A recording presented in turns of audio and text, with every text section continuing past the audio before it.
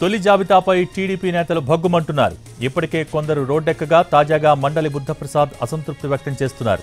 అవనిగడ్డ నుంచి టికెట్ ఆశిస్తుండగా జనసేనకు కేటాయిస్తారన్న ప్రచారం జరుగుతోంది. దాంతో ఆయన అసంతృప్తిని వ్యక్తం చేస్తూ పోస్ట్ పెట్టారు. మొదటి జాబితాలో తన పేరు లేకపోవడం మహా ఆనందంగా ఉందంటూ సెటైర్ వేశారు. పంజరం నుంచి బయటపడ్డ పక్షిలా స్వేచ్ఛ లభించినట్టు ఉందన్నారాయన. తాను పదవుల కోసం పుట్టలేదన్నారు. రాజకీయాలు మారిపోయాయని, డబ్బు రాజకీయాలకు ప్రధానమైపోయిందన్నారు బుద్ధప్రసాద్. ఓటరును కొనుగోలు వస్తువుగా రాజకీయ పక్షాలు భావిస్తున్న తరుణంలో ధనవంతుల కోసం అన్వేషిస్తున్నారంటూ పోస్ట్ పెట్టారు మాజీ డిప్యూటీ స్పీకర్.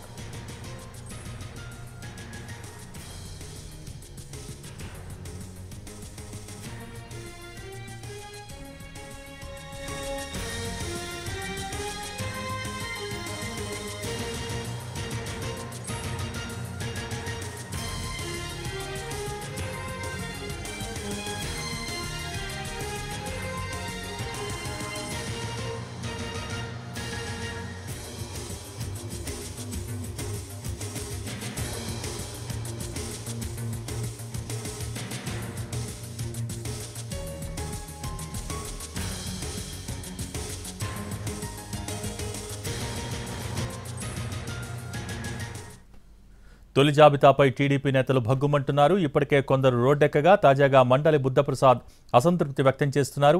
అవనిగడ్డ నుంచి టికెట్ ఆశిస్తుండగా జనసేనకు కేటాయిస్తారన్న ప్రచారం జరుగుతోంది. దాంతో ఆయన అసంతృప్తిని వ్యక్తం చేస్తూ పోస్ట్ పెట్టారు.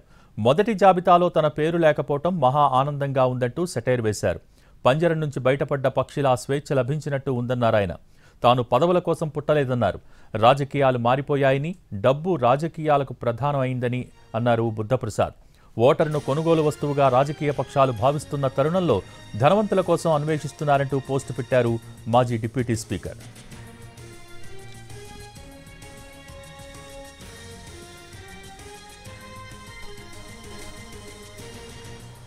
తొలి జాబితాపై టీడీపీ నేతలు భగ్గుమంటున్నారు. తాజాగా మండలి బుద్ధప్రసాద్ తీవ్ర అసంతృప్తిని వ్యక్తం చేస్తున్నారు. దీనికి సంబంధించి మోర్ డీటెయిల్స్ మా ప్రతినిధి శ్రీకాంత్ లైవ్ ద్వారా అందించడానికి సిద్ధంగా ఉన్నారు. Srikanth, over to you.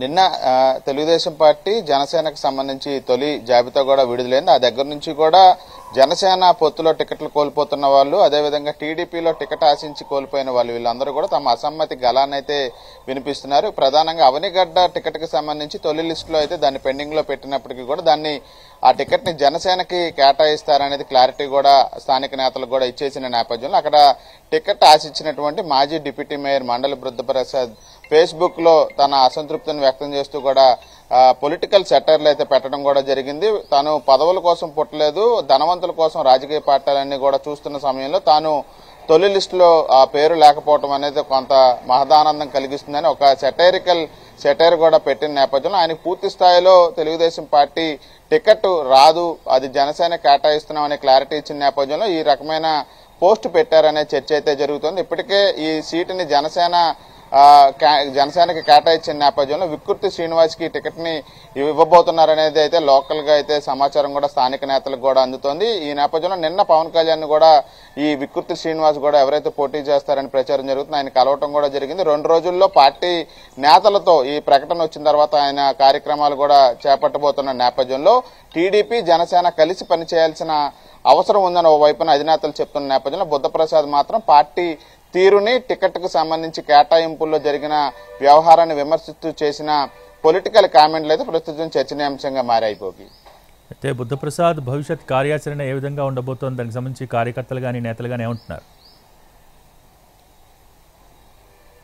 అంటే గతంలో ఆయన కాంగ్రెస్ నుండి పనిచేశారు. ఆ తర్వాత 2014లో తెలుగుదేశం పార్టీలో చేరి అక్కడ నుంచి పోటీ చేసి 2019లో ఓడిపోయిన పరిస్థితుల నేపథ్యంలో ఖచ్చితంగా టికెట్ రాదు అనే అంశానికి సంబంధించి క్లారిటీ ఉన్న నేపథ్యంలో ఆయన కార్యకర్తల్ని, నేతలకి కూడా ఒక సందేశం ఇచ్చారు. వేరేలా నేను చేస్తున్న కామెంట్స్ ని తీసుకోవద్దు, ఖచ్చితంగా ప్రస్తుతం ఉన్న పరిస్థితుల నేపథ్యంలో ఓటర్ని కేవలం డబ్బుతో కొనుగోలు చేసే వస్తువుగానే పార్టీలు చూస్తున్నాయి కాబట్టి తాను ఈ రాజకీయాల్లో కొనసాగలేననే ఒక నైరాశ్యపు మాటలు కూడా చెప్పారు. కాబట్టి భవిష్యత్తుకు సంబంధించి ఆయన కుమారుడు రాజా ఇప్పటి వరకు కార్యక్రమాలను లోకల్ గా అవనిగడ్డలో నిర్వహించేవాళ్ళు. మరి ఈయన ఇక పోటీకి దూరంగా టికెట్ లేదు కాబట్టి దూరంగా ఉండటంతో పాటుగా రాజకీయాల్లో ఉంటారా లేదా కొనసాగించే అంశానికి సంబంధించి అయితే కార్యకర్తలతో సమావేశం అయిన తర్వాత ఒక నిర్ణయం క్లారిటీగా ప్రకటించే అవకాశాలు ఉన్నట్టుగా మనకు తెలుస్తుంది భోగి. Thank you Srikanth.